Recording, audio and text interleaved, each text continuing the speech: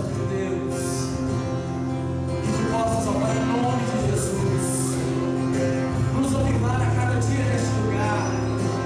Nós queremos avivamento, nós queremos crescer na tua presença, nós queremos receber mais de ti, Senhor. Oh, Senhor, tem misericórdia para os nossos filhos, e alcance-nos, ó Deus, neste lugar.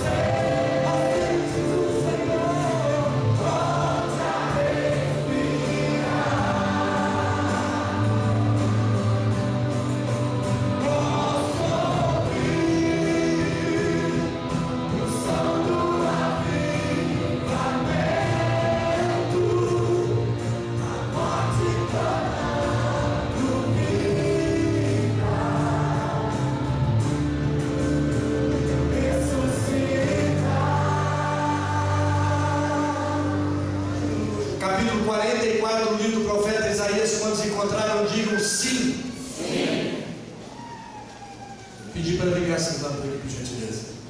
Está escrito assim na Santa Palavra de Deus. A mensagem está baseada a partir do versículo 3, mas nós vamos ler a partir do 1º até o 5º.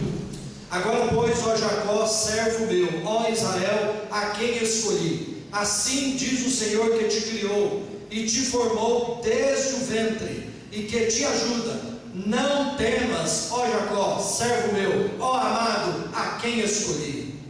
Digam glória a Deus. Porque, olha a promessa: porque derramarei água sobre o sedento e torrentes sobre a terra seca. Derramarei o meu espírito sobre a tua posteridade e a minha bênção sobre os teus descendentes, e brotarão como a erva, como os salgueiros junto às correntes das águas. Um dirá: eu sou do Senhor. Outro se chamará do nome de Jacó. O outro ainda escreverá na própria mão: eu sou do Senhor. E por sobrenome tomará o nome de Israel. Diga assim: eu sou do Senhor. Glória a Deus. Glória a Jesus. Aleluia. Meus irmãos, está acontecendo algo interessante no nosso país, no Brasil. Algo que hoje estou usando até uma palavra diferente, né? Algo inusitado, algo diferente, algo singular está acontecendo no Brasil. É o interesse da mídia em geral em publicar agora reportagens sobre os evangélicos, e reportagens boas. Eu sou assinante da revista Veja tem mais ou menos 25 anos, e por mais de 15 anos, talvez até quase 20 anos aí, sempre aparecia na revista Veja reportagem batendo nos evangélicos, contra os evangélicos. Agora inverteu. A semana passada já veio uma reportagem sobre música gospel, com a Aline Barros lá, outros cantores, né? Lu, né? Lu, como é que chama? Pregador? Lu, Lu, que é cantor também, né? Essa reportagem da semana passada. Essa semana veio nas páginas amarelas, são as páginas mais importantes da revista Veja, que é a entrevista da revista. Eles entrevistaram o pastor Silas Malafaia, e eu gostei muito da entrevista, viu? Gostei muito mesmo. Boa entrevista, falou tudo ali, muita verdade ali. Então o que eu quero dizer é que isso é algo inusitado mesmo, algo que não acontecia antigamente. Por que está acontecendo isso? Por causa do aumento considerável, aliás, nunca visto na história do Brasil, o aumento do número dos evangélicos. Cresceu assustadoramente o número dos evangélicos no Brasil. Então também a Rede Globo, que é dona da Som Livre, está gravando CDs de Aline Barros e de outros cantores gospel. Antes não fazia isso. É até certo ponto preocupante, quando tudo está do nosso lado assim, o negócio preocupa um pouco. Mas o que eu quero dizer, queridos, é que esse aumento do número dos evangélicos, por enquanto, não tem contribuído para diminuir a corrupção, não tem contribuído para diminuir roubos, homicídios, prostituição infantil, prostituição em geral, não tem diminuído. E é por isso, amados, que nós precisamos de um avivamento. É por isso que nós precisamos de um avivamento. A igreja aqui de Vila Góes está orando sim, está jejuando sim, mas precisamos orar mais, precisamos jejuar mais, precisamos buscar mais a Deus, precisamos de um avivamento. E nós vemos por esse texto aqui, em primeiro lugar, que o avivamento é uma promessa de Deus. Não é uma promessa do profeta Isaías, não é uma promessa de algum alguns dos apóstolos de Jesus Cristo. Não é uma promessa de um governo, não é a promessa de um político, não, é uma promessa do Todo-Poderoso, daquele que quando promete cumpre, daquele que nunca deixou nenhuma de suas promessas sem cumprir, daquele que não erra, daquele que é perfeito, daquele que é todo-poderoso, tudo pode. É o Deus, o nosso Deus, que promete o avivamento. Está escrito aqui: assim diz o Senhor: derramarei águas sobre o sedento. Glória a Jesus. Derramarei águas sobre o sedento. Esse Deus que promete o avivamento é o mesmo que diz o próprio profeta Isaías. Ele diz lá, mais à frente um pouco: assim diz o Senhor, agindo eu, quem impedirá? Digam todos: assim diz o Senhor, agindo eu, quem impedirá? Queridos, desde que Deus prometeu um redentor para a humanidade, está lá em Gênesis capítulo 3, versículo 15, o diabo tentou impedir. O diabo matou Abel usando Caim, pensando que o Abel seria esse redentor prometido. O Moisés quase foi morto, recém-nascido, porque o diabo pensou: deve ser ele. O Davi quase foi morto pelo próprio Saul, que era o rei, porque talvez o diabo pensou: deve ser ele. E o diabo tentou matar Jesus antes dele ir para a cruz. Você pode ler na Bíblia se tentaram apedrejar Jesus, depois tentaram difamar Jesus de qualquer forma, e ali na cruz, quando ele viu que não tinha jeito, o diabo viu que não tinha jeito com Jesus, tentou fazer o terceiro da cruz, mas ele não conseguiu. Jesus morreu pelos nossos pecados, digam glória a Deus, ressuscitou ao terceiro dia, está à direita do Pai. Ou seja, o diabo, ele não conseguiu impedir o cumprimento de nenhuma das promessas de Deus. O Sinédrio tentou impedir os apóstolos de continuar com a obra do Senhor Jesus, não conseguiram. Os imperadores romanos tentaram impedir a obra de Deus, matando os crentes, pondo fogo nos crentes, mas quanto mais crentes eles matavam, mais crentes brotavam, parece que brotavam da terra, mais crentes apareciam, e a obra de Deus continuou, porque a obra é de Deus. Ninguém detém a obra de Deus, porque ela é de Deus. Aleluia. A obra de Deus é indestrutível. É indestrutível. Glória a Jesus. Ninguém pode deter. Tem um hino muito antigo, né?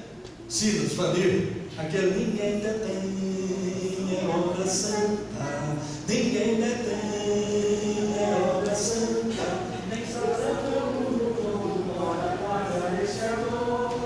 ninguém detém a obra santa. Essa causa é do Senhor. Aleluia. Ninguém detém. Ninguém detém as promessas de Deus. Ninguém detém a obra de Deus. E aqui no texto diz que a obra, ela é o derramamento é abundante, a promessa é abundante. Derramarei água sobre o sedento e torrentes sobre a terra seca. Glória a Jesus. A promessa é abundante, água e torrentes. Queridos, nós sabemos pela Bíblia e pela experiência pessoal de cada um de nós, que Deus faz muito mais além daquilo que pedimos ou mesmo pensamos. Quando a gente tem uma promessa de Deus, quando ela é cumprida, quando acontece, a gente se espanta, sai contando: que bênção, Deus deu mais do que eu pedi, Deus deu mais do que mereço, é sempre, né? Mas Ele deu muito mais além do que eu pedi, do que eu pensei, do que eu orei, do que eu sonhei, porque o nosso Deus dá bênçãos sobre o seu povo, bênçãos abundantes. Glória a Jesus, glória a Deus, aleluia. Meus irmãos, ele era, isso é uma ilustração que eu vou contar, ele era o 6º filho de 9 irmãos. Entre os 9 ele era o 6º. Quando ele tinha 4 anos de idade, seu pai faleceu, deixando a esposa grávida. Eles pensavam que era de um filho, mas eram gêmeos, de 2 filhos. Aquela mulher criou os 9 filhos com muita dificuldade, muito choro, muito suor. E esse 6º filho, quando tinha 17 anos, falou para sua mãe: mãe, vou trabalhar na cidade grande. Ele era um americano, morava numa fazenda em Connecticut. E aí, com 17 anos, ele foi para a cidade de Boston, que é em Massachusetts. Não sei se é a capital, acho que é a capital, né? Não sei, mas foi para a cidade grande trabalhar, numa sapataria de seu tio. Ele foi ser ajudante do sapateiro. E o seu tio lhe deu esse emprego, com a promessa de que ele deveria frequentar a igreja do tio. E ele foi para a igreja do tio. E quando ele completou 18 anos, o pastor Edward Kimball foi conversar com ele lá na sapataria e falou assim: olha, está na hora de você entregar sua vida para Jesus. E ali falou muitas coisas para ele acerca dessa decisão que ele deveria tomar. E no fim daquelas palavras, aquele jovem falou assim: eu quero Jesus. Entregou sua vida para Jesus. Eu estou falando de Moody,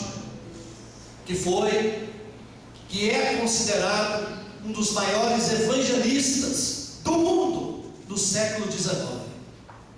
E ali ele começou já a pregar a palavra de Deus. E um dia ele estava lá no culto e alguém profetizou lá o microfone da igreja: assim diz o Senhor, Deus está para levantar um homem que através das suas pregações esta nação será abalada. E o Moody, caladinho lá no banco, orou a Deus e disse: Senhor, eu quero ser esse homem. Senhor, eu quero ser esse homem. E ele continuou pregando. E um dia, uma outra pessoa da igreja disse: olha, Deus vai te encher do Espírito Santo. E ele foi pregar lá na cidade de Nova York. Estava andando pela Wall Street.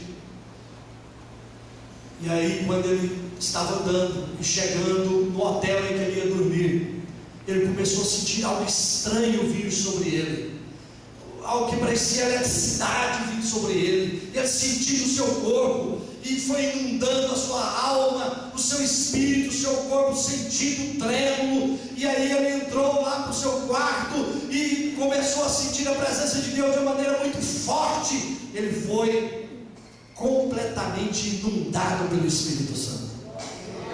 Glória a Jesus, glória a Deus. Amados, este homem levou mais de 500.000 pessoas a Cristo. Você pode aplaudir ao Senhor.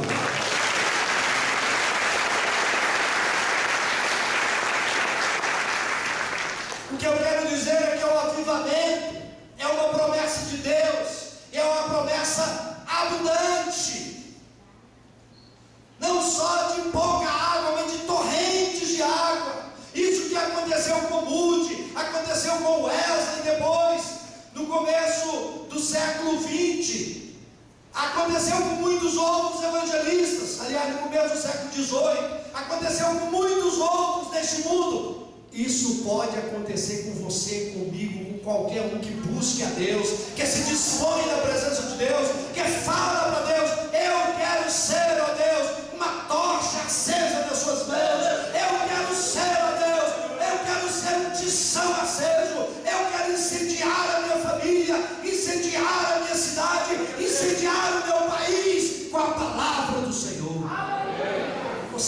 pode ser essa pessoa. Glória a Jesus. Louvado seja o nome do Senhor. Basta nós termos sinceridade para com Deus, para com a sua palavra, para com a sua causa. Em segundo lugar, o avivamento é uma necessidade da igreja. Meus irmãos, o Espírito Santo ele tem vários símbolos na Bíblia. Fogo é símbolo do Espírito Santo. Vento, a pomba,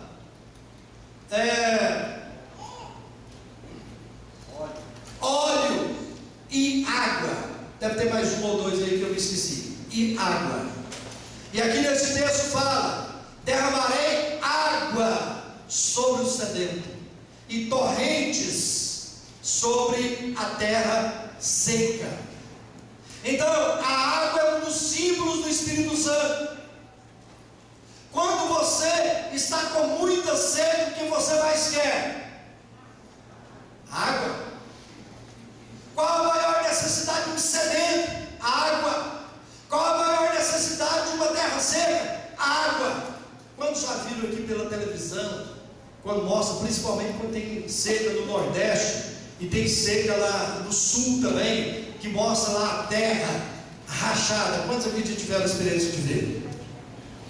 Então lá está aquela terra rachada, seca. Queridos, o agricultor pode ter a melhor terra, a melhor semente, os melhores insumos, mas se ele não tiver água, a semente não germina, consequentemente não tem colheita, não tem safra. Nós podemos ter os melhores instrumentos musicais aqui, os melhores músicos, os melhores musicistas, o melhor pregador do mundo aqui nesse púlpito, mas se nós não tivermos o Espírito Santo, nós não teremos nada. A igreja precisa do Espírito Santo de Deus. Eu preciso do Espírito Santo, você precisa do Espírito Santo. Não há vida sem água, assim também a igreja não tem vida sem o Espírito Santo de Deus. Glória a Deus. Meus irmãos, o pastor Matias foi pregar em uma igreja aqui esses dias. Ele está aqui? Está ali, né? Ele foi pregar e veio me contar. Eu falei com ele que ia falar isso aqui. Ele veio contar que antes da palavra dele, subiu um rapaz lá no púlpito. Aquele rapaz começou a falar: irmãos, um dia veio uma moça espírita aqui, essa mesmo, né? E aí depois ela saiu da igreja e falou que essa igreja aqui não tem o Espírito Santo, que não sei o que, saiu, entrou do mesmo jeito, saiu, um negócio assim. E aí esse rapaz deu uma palavra, falou: irmão, nós precisamos ter o Espírito Santo e tal, tipo assim, né? Aí o pastor Matias depois assumiu a palavra e com muito amor ele falou para aquele rapaz: olha, eu vou discordar de você. Essa igreja aqui tem o Espírito Santo, sim. Porque a igreja que não tem o Espírito Santo pode fechar as portas. Pode fechar as portas. Porque não tem vida, não tem alegria, não tem comunhão com Deus. Queridos, essa igreja aqui tem o Espírito Santo. Aleluia. Glória a Jesus. Meus amados, em termos gerais de igreja, muitas vezes não é essa a realidade que vemos, da abundância do Espírito Santo, da vida abundante, que Jesus Cristo disse em João 10:10, eu vim para que tenham vida e vida. Lá em capítulo 7, versículo 39 de João, o João escreveu que Jesus Cristo estava lá na festa dos tabernáculos, no final da festa, onde tinha mais gente. Jesus se levantou lá e começou a pregar. E aí Jesus disse, está escrito no 39, versículo 39, capítulo 7 de João: todo aquele que vem a mim, do seu interior fluirão rios de água viva. Isso é Espírito Santo. Mas às vezes nós não vemos essa realidade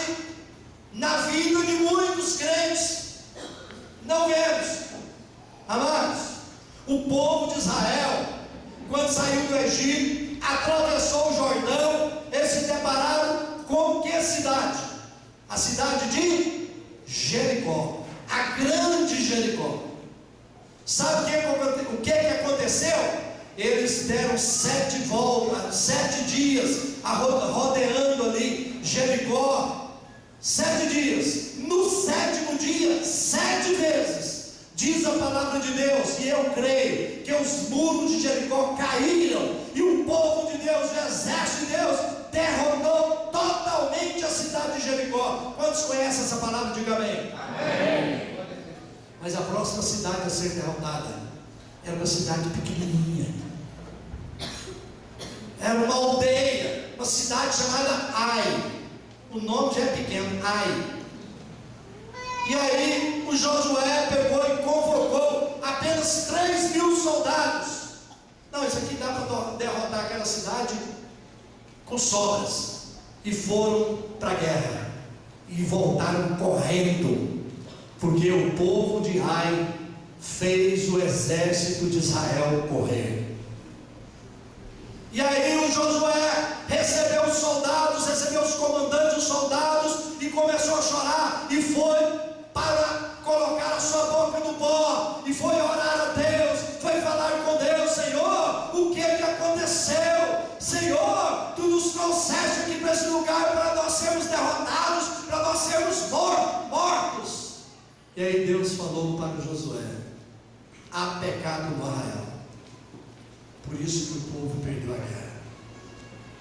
E conhecendo a história, convocou todas as famílias. A sorte foi cair em família caiu na família de Acã.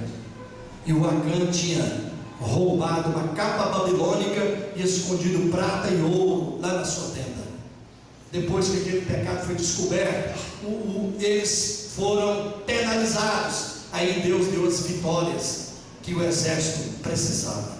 Amados, nós percebemos hoje, isso é coisas de hoje, né, dos nossos dias, muitos jovens que saem dos cultos e vão para bares, e vão para boates, e vão para shows mundanos. Eu pergunto: buscar o que nesses lugares? Fazer o que nesses lugares?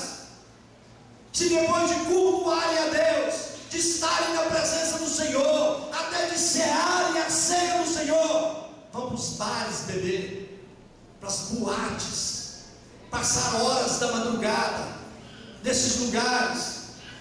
Meus amados, casais crentes, muitas vezes infiéis um ao outro, desmanchando relacionamentos que foram alicerçados, aliançados com Deus, e por falta de oração, de conversa, de buscar a Deus em primeiro lugar, se esfriam e esse relacionamento começa a esfriar também, e acabam se separando.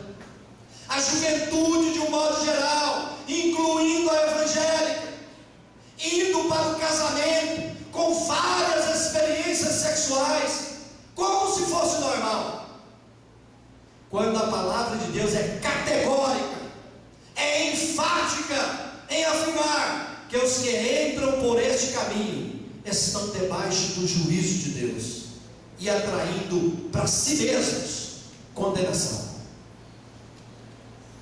Membros de igrejas evangélicas que mentem nos seus negócios, passando pessoas para trás. Queridos, nós estamos hoje pobres de exemplo na política, na religião, nas instituições públicas, nos poderes constituídos, e a igreja não está fazendo nada. Estamos vivendo uma espécie de sonolência espiritual. Amados, nesse tempo de sequidão, nesse tempo de sonolência, nesse tempo de marasmo, de tanta gente descompromissada, nós estamos precisando urgentemente de um avivamento. Nós estamos, como igreja, precisando urgentemente buscar mais a Deus.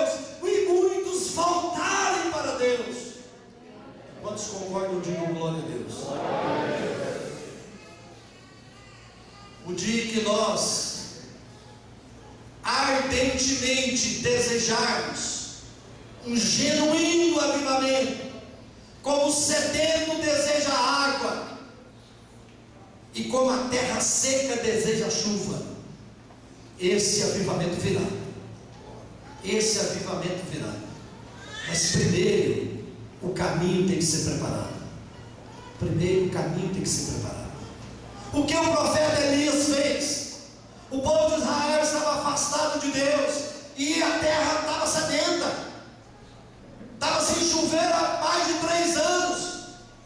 E aí o Elias convocou 400 profetas de Baal e os 450 profetas dos Baalins, os convocou lá para o cimo do Monte Carmelo, e todos os representantes de Israel, os anciãos, os sacerdotes, escribas, todos foram para lá também. E lá em cima daquele monte, o profeta Elias mandou matar todos os profetas de Baal, todos os profetas dos Baalins, todos foram mortos. E de quebra, o profeta Elias destronou Baal. O que eu quero dizer, irmãos, é que não adianta tirar o Baal de um lugar para o outro, não adianta vestir o Baal com a roupa diferente. Não, o Baal tem que ser destruído. Então não adianta nós enfeitarmos e vestir o pecado com a roupa bonita, vestir o pecado com a roupa diferente, ou tirá-lo de um lugar para o outro. Pecado sempre foi pecado, sempre vai ser pecado, mas lá na cruz Jesus Cristo condenou o pecado, porque Ele odeia o pecado, mas ama o pecador. Glória a Deus. Aleluia. Glória a Jesus. Queridos, nós precisamos de buscar um avivamento, e o avivamento vem quando o caminho é preparado. Elias preparou o caminho. Depois daquele acontecimento, choveu na terra, o povo se voltou para Deus, gritando: só o Senhor é Deus, só o Senhor é Deus, só o Senhor é Deus. Houve um avivamento ali. Glória a Jesus, glória a Deus. Para que o avivamento chegue, nós temos que renunciar ao pecado, nós temos que ter vida santa. Diga assim: eu quero ter vida santa. É verdade. Um dos grandes problemas hoje é que não há sede de santidade. E outra coisa, está cada vez menor a diferença entre o mundo e a igreja. Já se faz as mesmas coisas, já se fala as mesmas coisas, já se vê as mesmas coisas. Amados, nós estamos vendo muito pouco quebrantamento na presença de Deus. Já não se traz mais lenços para as reuniões de oração, para enxugar lágrimas. Nós estamos vendo muito pouco choro pelo pecado, muito poucas pessoas se arrependendo de forma genuína, de deixando o pecado e servindo a Deus verdadeiramente. A água não é necessária apenas para matar sede, mas essa água que o profeta está profetizando aqui, ela também purifica. Glória a Jesus. Glória a Deus. Ela purifica.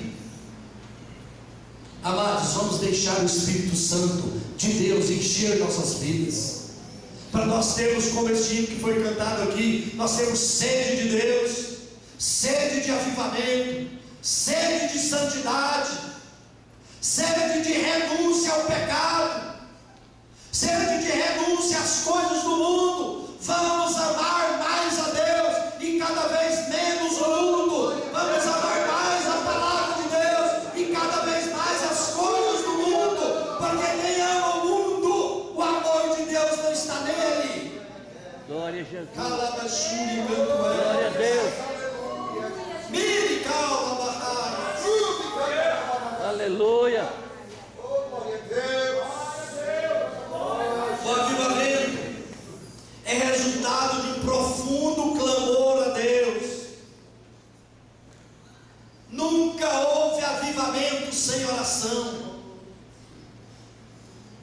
Um grande avivamento aconteceu no começo do século XX, lá em Los Angeles, na Califórnia, nos Estados Unidos, numa rua chamada Azusa. Ali começou um grupinho a orar, e o grupo foi aumentando. A presença de Deus era tão forte ali naquele lugar de oração. Conta a história que as pessoas passavam na rua, sentiam-se atraídos lá para dentro do salão, e iam para dentro do salão, se convertiam, eram batizadas com o Espírito Santo. Lá daquele avivamento da Rua Azusa, no começo do século XX, daquele lugar ali, ou melhor, naquele lugar ali, estavam dois jovens suecos, chamados Gunnar Wingli e Daniel Berg. Esses dois suecos foram cheios do Espírito Santo ali.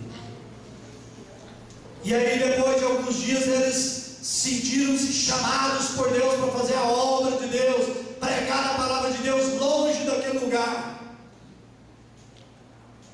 E um deles teve um sonho, e naquele sonho apareceu a palavra parar.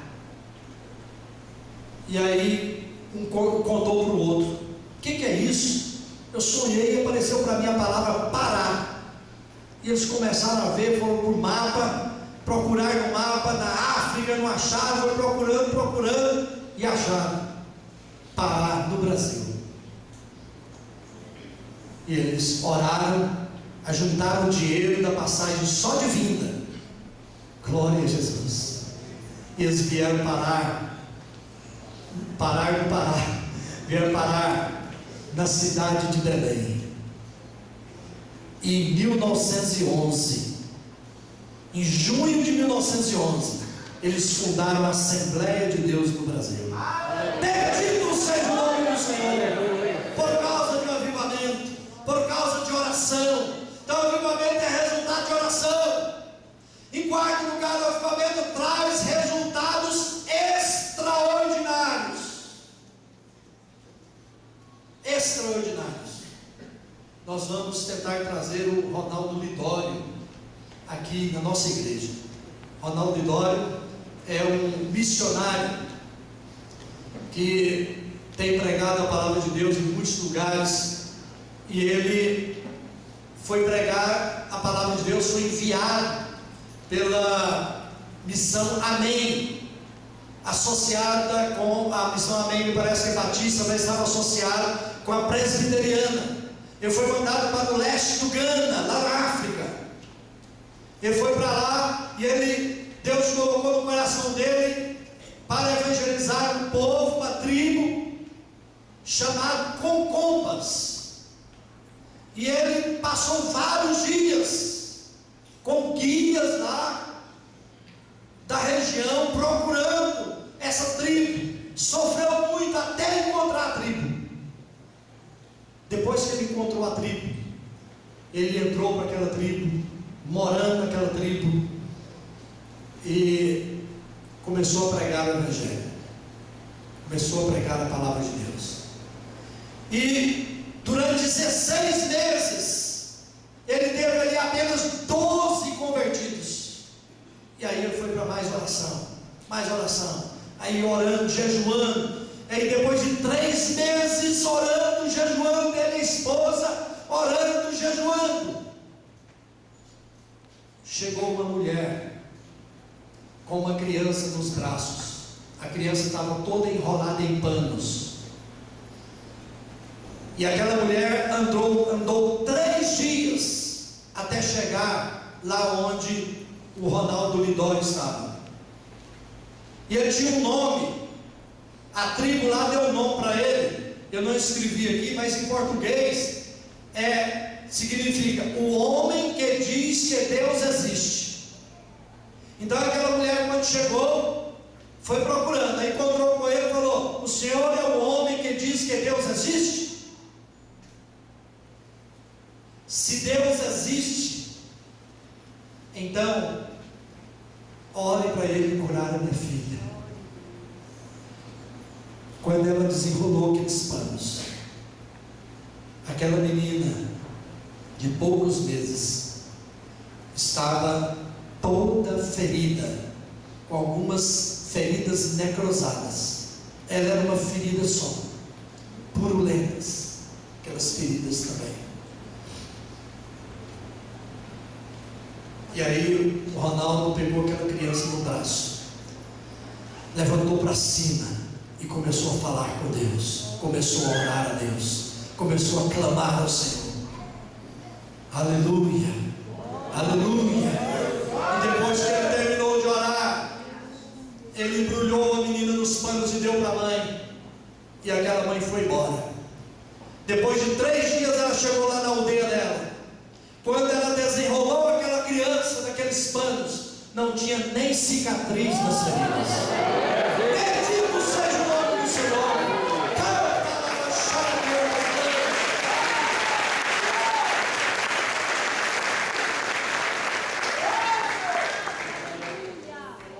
Depois daquele dia, queridos, Ronaldo Lidório conta em um dos seus livros, não ficou mais nem um dia sem se converter almas para Cristo.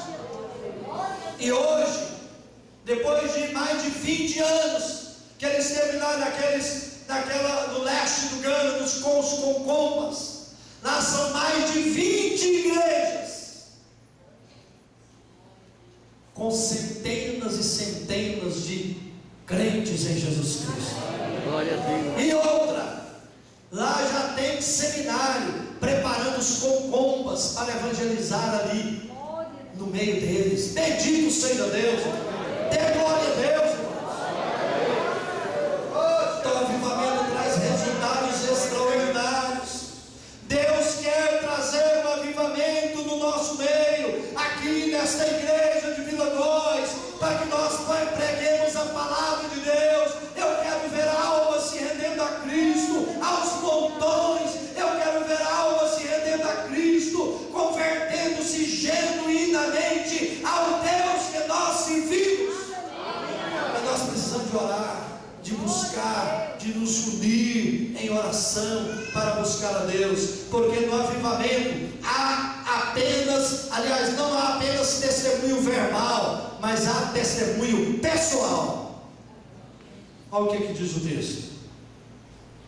Um dirá: eu sou do Senhor, e outro vai escrever até na mão: eu sou do Senhor. Pois se todos de pé em nome de Jesus.